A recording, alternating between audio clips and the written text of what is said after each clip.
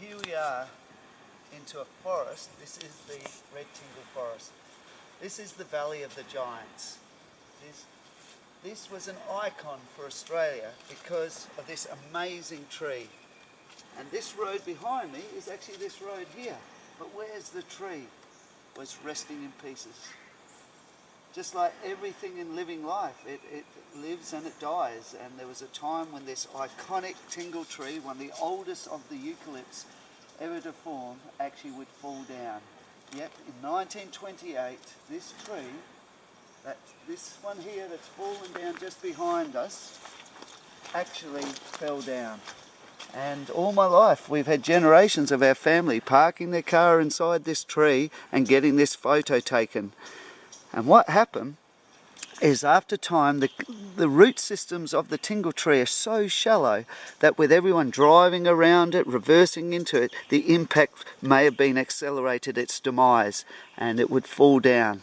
But it was because of this tree fell down, it would live to the reason we're here today for the Valley of the Giants. The treetop walk would be inspired by the day this fell down. It fell down at around midday on the 18th of July 1990.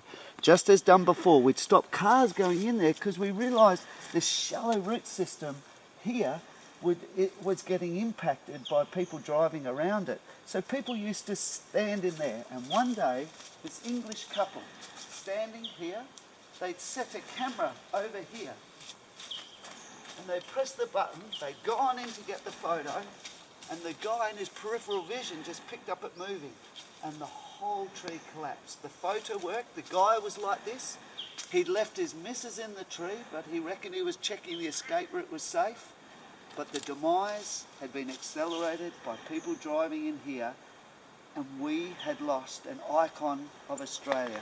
This tree was, for example, the only photo at one edition of the Bosch Atlas that every student in the Netherlands went to. There was no big rock, there was no coat hanger bridge. This was an Australian icon and we had lost it. The Valley of the Giants wasn't even in a valley and we'd lost our giant.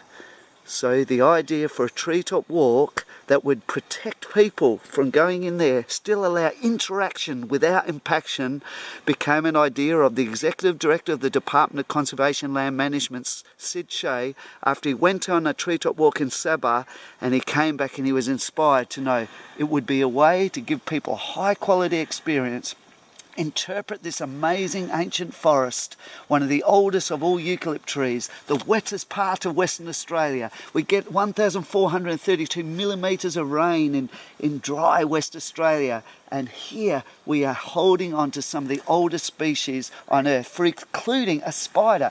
There's a spider that they've only found on the south side of trees, living in the bark, a funnel web spider who has affinities with a spider that lives in Africa, that in the similar location. It's a Gondwanian relic. It's called the Mogradigi tinglei, now called Bertmanius tingle, this spider. The reason it was named Bertmanius tingle because the lady who was here in 1990, in the same time this tree fell down, in this picnic area here, somewhere up here, they picked some of the bark from a tingle tree, and in there they were going to discard this little bit of bark. They were looking for spiders.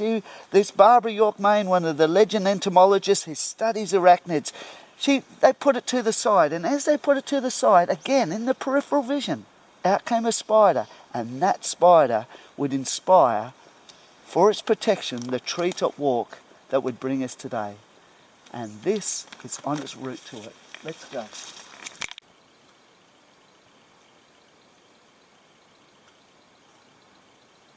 So imagine having a place that's lost its icon. This was a car park people had been using since 1928, since the first roads were coming in here. We had a group settlement scheme where they brought families from England to here, and they put them up in the tingle forest. They saw the size of these trees. They thought how fertile it must be. Imagine the size of your cows, your chickens and your carrots, if it could grow a tree like this. So when they came here, they decided to put a road. The only place where you didn't have trees to put a road in was way down in a little valley. So they put this road through the valley, but they didn't know Walpole's the wettest part of the state. That's why it grows such big trees, the least area of climate variation in the state, and so it washed out. So they built a second road, and that's the road that went past the big tree, and this became the car park.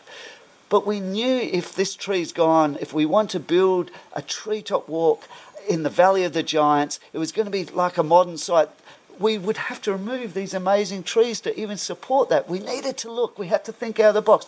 Maybe we can bring the valley back. Maybe we'll go to the valley and put a treetop walk in the valley. There's still these giant tingle trees, and there's an area for the car park. Instead of expanding this one, an old logged area, we could expand that and utilise that and build another entrance experience, bringing the Valley of the Giants back, using it and minimising the impact. This project was about allowing interaction with minimal amount of impaction. And so the vision was here, from the old site here with the big tingle trees to where we're going.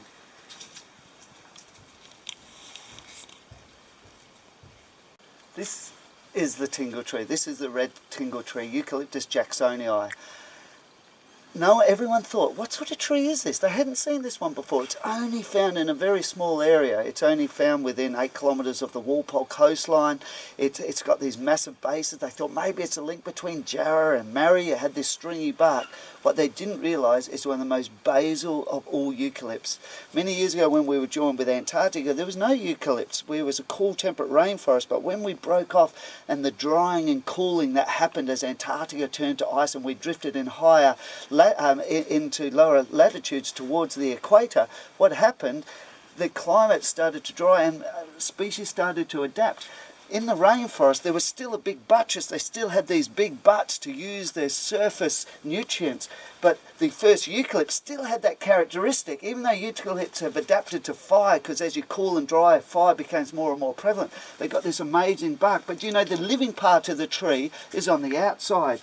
And on the inside of the tree, the dry fibrous centres would get drier and drier, and that's what starts the inferno.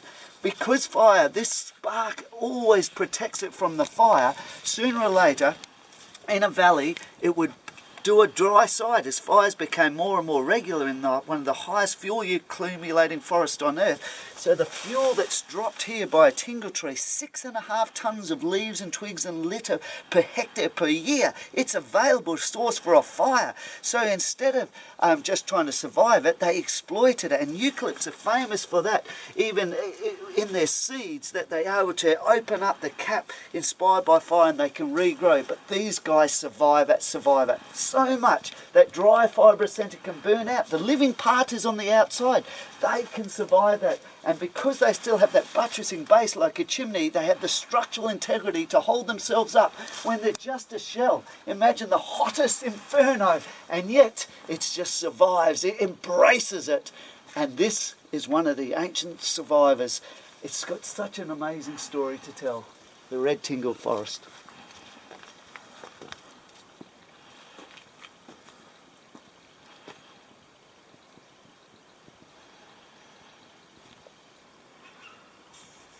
So we knew this. If we're going to tell the story of the tingle forest, get people immersed into it, these trees had to be a feature. But we didn't want to remove them. We had to build this site in a way that was in line with this, to protect this.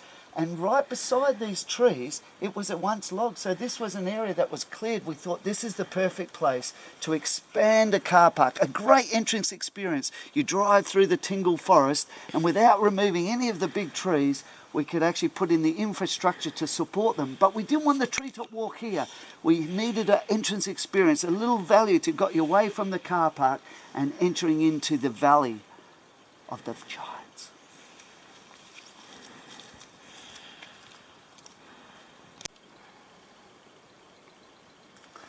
So this is where great ideas come from. We have an impact. We have this massive tree over here that fell down. That's where we were. The icon had gone. Sid Shea, the Executive Director of the Department of Conservation and Land Management, went on a treetop walk in Borneo. His kids went on it. They got on a swing here to rescue them. It was on this one, and so halfway out, he said, "We need one of these." And so after the tree had fallen down, it was perfect to have a way for interaction without impaction. So it went from this little simple drawing, joining things up to the trees like this, to a concept plan that was done in 1994 by a team was built to actually do the planning and do the site analysis, site appreciation, to build in a valley, and this concept plan was put forward. So then what was the idea? How do you go ahead? How do you get the innovation? How do you get the design?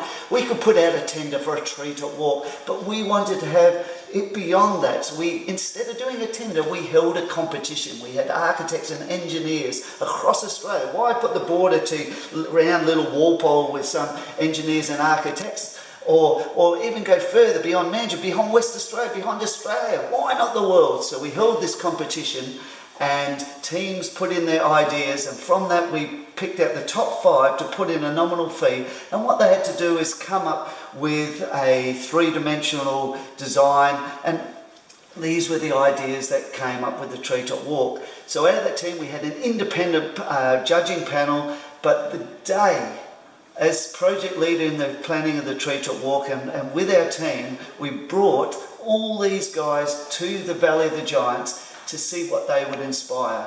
And there was one man, I remember the day, with all the teams, 5 of the top teams, coming to look on site to be inspired. It was this man here.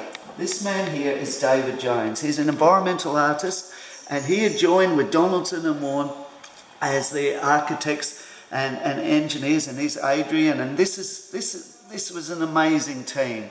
But he had picked 2 plants together that would become the inspiration for the treetop walk, and here they are here. This here is Leucopogon verticillatus, or the tassel flower, and this one here is Lepidosperma effusum, or gladiatum. There's 2 of them here, and that's the swordgrass.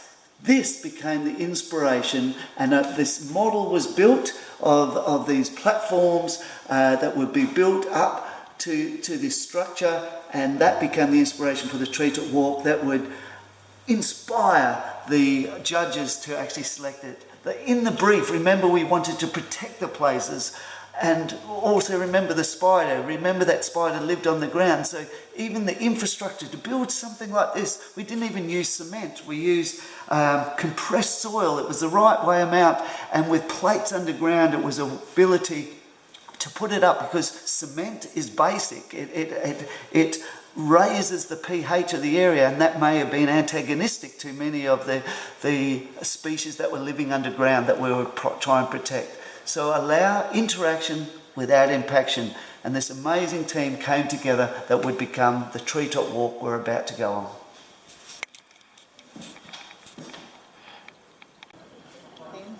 And this is where it all begins, already allowing interaction, an entrance into the forest towards the valley that would become the Valley of the Giants. Remember, it's away from the old site, but we're about to enter into a special area.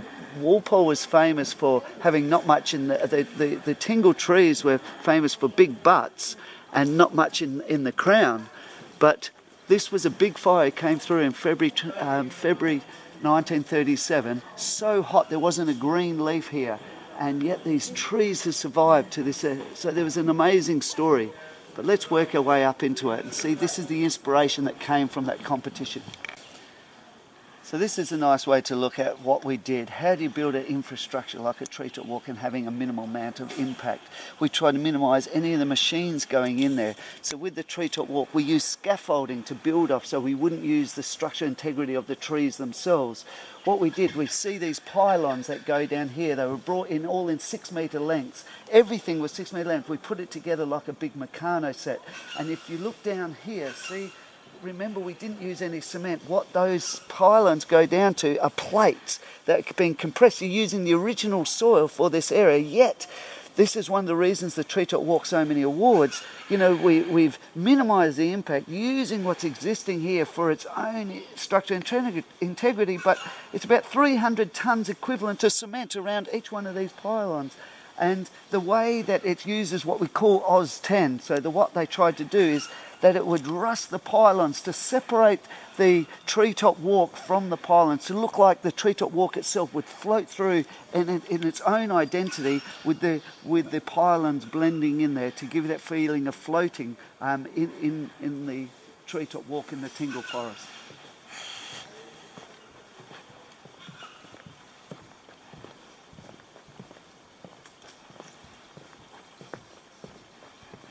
Wow. And even as you walk through it, as we go through, it starts to sway, because when we built the team, the architectural team who won the competition, one of the things they wanted to do, what is the feeling of being up in the tops of the trees? So we went to Pemberton, and the team, they went up to the top. They noticed interactions. How high can people go before they start feeling uncomfortable? Only a few people use actually go up the tree. We wanted something that would be for everyone to use, even to be access for all. We can even take a wheelchair that was able to be used on it. But one of the things when you go up, it sways up in the trees when the wind slightly blows. So that was integrated into the experience of the treetop walk, that moving. So how do you get something like up here? Do you helicopters? Do you use big cranes? Amazing. We used, to build this, prefabricated on the ground. We only allowed it 3 meters along the alignment to where it would be, and we knew that could regrow up. And then what we did, we used a pulley system, and it was lifted up into place using this pulley system, and then the other end was lifted up. So exact did it have to be that the 2 points would meet exactly at the pylons that were already pre-installed. And the next one and the next one. Even though we did have a tragedy building the second treetop walk, it was new design, new technology. There was a fault in one of the pulleys. The treetop came down, the pylon came down, and tragically one of our team was killed in that. After that, we also used hydraulics to be able to get it back, but we always will remember the impact, of course, on John and one of our local riggers, but they also know that this place still recognises and appreciates that event. And then it wanders through, and it's amazing. Look at this. It's like floating through the forest in its own right.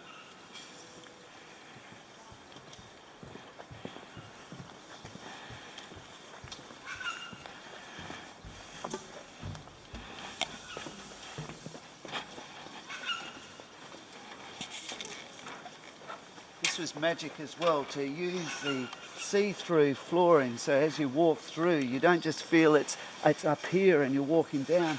As you look down you can actually see you're starting to build yourself up by using the valley that drops away. It actually, you just slowly lift in the ability to take a wheelchair up, but of course as the valley drops you're coming up. They all work together. You're getting higher and higher into the treetop walk system. Wow.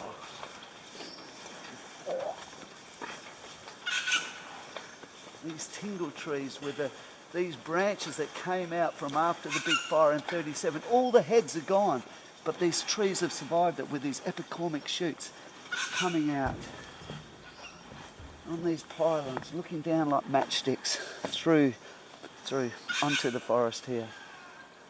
I feel that swaying coming through here.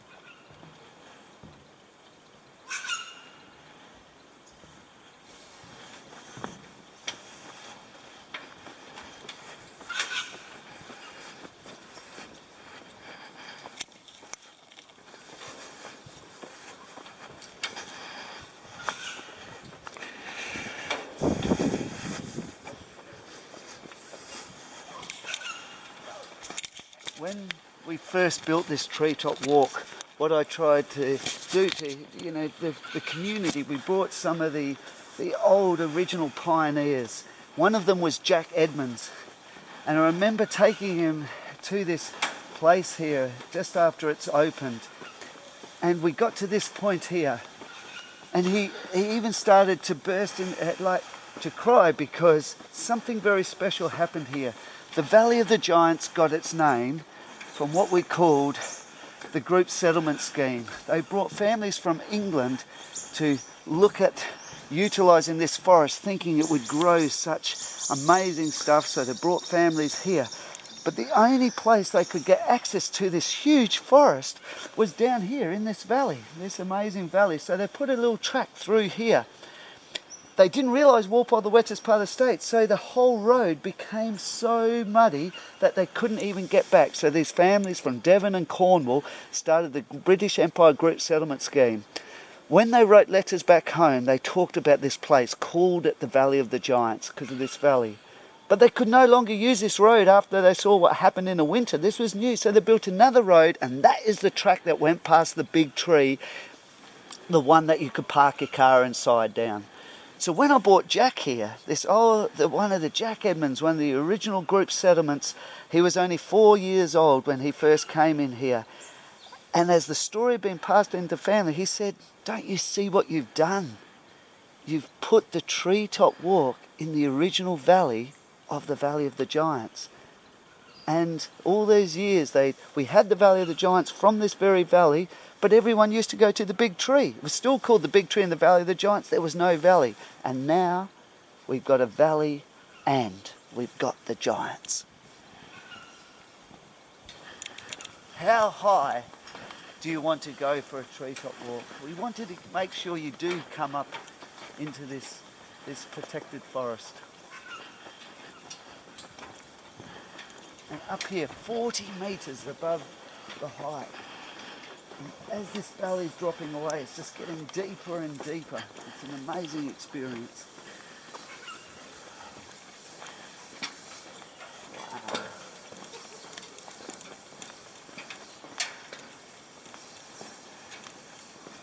So see here, there's other species here. We've got this tingle forest, but it's a carry tingle. And this smooth bark tree here is Eucalyptus diversicolor, or the Murrum people of this area, the Noongar people, they called the tingle tree dingle dingle. Dingle dingle, when you double it, it means the plural. They called the carry as an individual carry, but when there was a forest, it was the carry carry. And so that was the plural of these people that came here. As a very, very special forest to them, of course. But this carry tree will grow to be the second tallest flowering plant on earth. But indeed, the tallest flowering plant in West Australia is the carry tree. As also, even in Europe, the tallest tree in the whole of Europe is a carry tree from this area. And here we are on the treetop walk, right away on the other side of the world, in this amazing forest. Look, in the middle of the tingle trees, to give people from around the world this amazing experience, an international icon. This event, this experience has inspired not just a treetop walk in Walpole, the Tahoon Airwalk in Tasmania, the Otway Fly in Victoria, Queensland looked at having one in Mullaney, even Kew Gardens in England. This has inspired a treetop walk there, even in the new Gardens by the Bay in Singapore. Look, this is a way, interaction without impaction, giving people an amazing experience. This is the Valley of the Giants treetop walk. Protection, interaction, the ultimate